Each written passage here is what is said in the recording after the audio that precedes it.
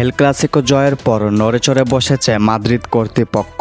এবার হয়তো Real Madrid ছাড়তে পারেন ভিনিসিয়াস জুনিয়র। তিনি সেদিন এল ক্লাসিকোর মাঠে সাবিকে উদ্দেশ্য করে বলেছেন, প্রতিবার কেন আমি, সবসময় কেন আমাকেই সাব করতে হবে? মাঠে কি আর কোনো প্লেয়ার নেই? সবসময় শুধু কি আমি ভিনিসিয়াস? সাবি আলোনসো এর উত্তরে কিছুই বললেন না, চুপ করে দাঁড়িয়ে রইলেন, তাকিয়ে থাকলেন মাঠের দিকে। কারণ তাকে যে রিয়াল মাদ্রিদের জন্য চিন্তা করতে হয়। সেদিন বার্সেলোনার বিপক্ষে এল ক্লাসিকো হেরে গেলে সেই দায়ভার কিন্তু ভিনিসিয়াস জুনিয়র নিতেন না।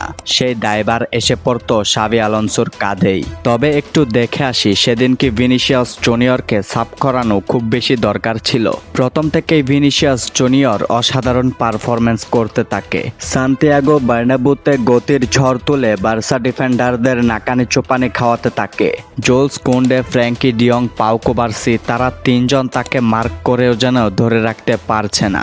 এবং এইখানেই ঘুরে যায় রিয়াল মাদ্রিদের খেলা। ভিনিসিয়াস জুনিয়রকে আটকাতে গিয়ে অপরদিকে কিলিয়ান এমবাপ্পে আনমার্ক হয়ে যান এবং তিনি গোল করে বসেন। প্রথমে এমবাপ্পের গোলে লিড নেয় রিয়াল মাদ্রিদ। এরপরে গোল করে বেলিংহাম গোল করার পথটি যেন ভিনিসিয়াস জুনিয়রই তৈরি করে দিয়েছিলেন। বাম সাইড থেকে তার একটি ক্রসেই বেলিংহাম গোল পায়। এবং সত্যি বলতে ভিনিসিয়াস সেদিন ভালোই পারফরমেন্স দিয়েছিল। বার্সেলোনা একটি গোল করে গোলের ব্যবধান কমান, তখন গোলের ব্যবধান হয়ে যায় 2-1। এরপরেই সাবি আলোনসোর মাথা খারাপ হয়ে যায়। তিনি ভাবতে থাকেন যে কাকে সাব করাবেন।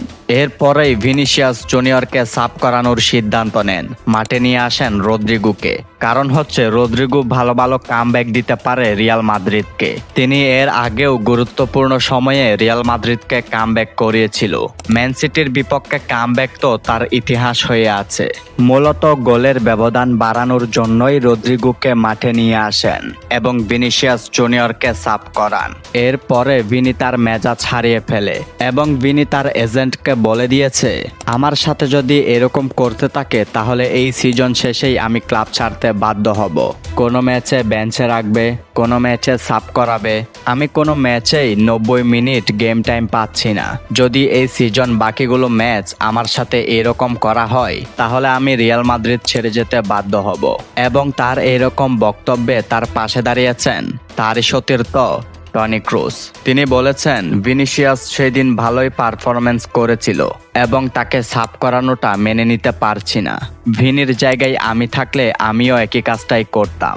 সম্মানিত ভিউয়ার্স, আপনার কি মনে হয় ভিনিসিয়াস জুনিয়রের সেই দিনের আচরণটা কি করা উচিত হয়েছে?